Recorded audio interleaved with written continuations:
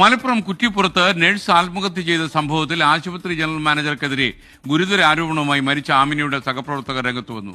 General manager അബ്ദുറഹിമാന്റെ മാനസിക പീഡനമാണ് അമീനയുടെ ആത്മഹത്യയിലേക്ക് നയിച്ചതെന്നാണ് സഹപ്രവർത്തകൻ ആദർശ് 24 പറഞ്ഞത്.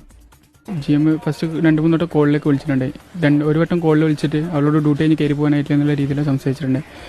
അത് കഴിഞ്ഞിട്ടാകുമ്പോൾ അവളെ ക്യാബിനിലേക്ക് വിളിക്കുക ചെയ്തത്. ക്യാബിനിലേക്ക് വിളിച്ചിട്ട് പിന്നെ എന്തുണ്ടെന്ന് അറിയില്ല. ഇവള് 16-ാം തീയതി റിസൈൻ ചെയ്യേണ്ട ആളാണ്.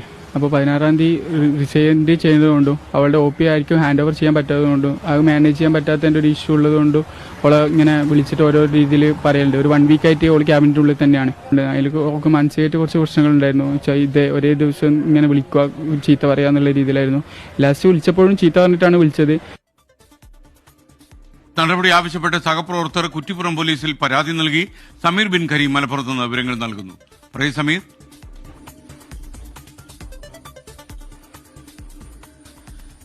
കഴിഞ്ഞ ശനിയാഴ്ചയാണ് കുറ്റിപ്പുറത്തെ ആശുപത്രിയിൽ നഴ്സായിരുന്ന അമീന എന്ന് പറയുന്ന കോതമംഗലം സ്വദേശിനി ആശുപത്രിയിൽ വെച്ച് തന്നെ അമിതമായ മരുന്ന് കഴിച്ചുകൊണ്ട് ആത്മഹത്യ ചെയ്യുന്ന ഒരു സംഭവം ഉണ്ടായിരിക്കുന്നത്.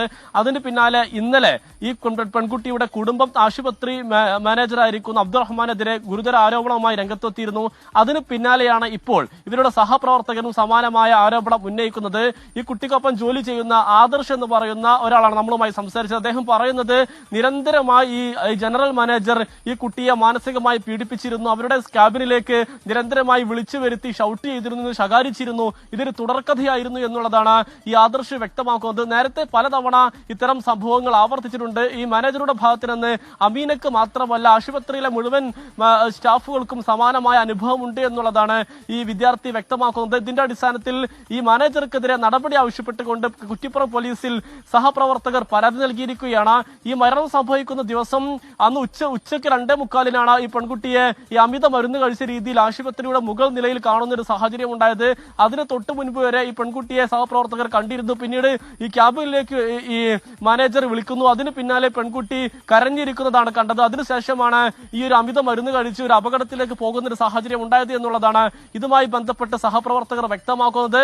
മാത്രമല്ല ഈ ആശുപത്രിയുമായി നമ്മൾ ബന്ധപ്പെടുമ്പോൾ ഈ ആരോപണങ്ങളെ പൂർണ്ണമായും ആശുപത്രി തള്ളുന്നില്ല.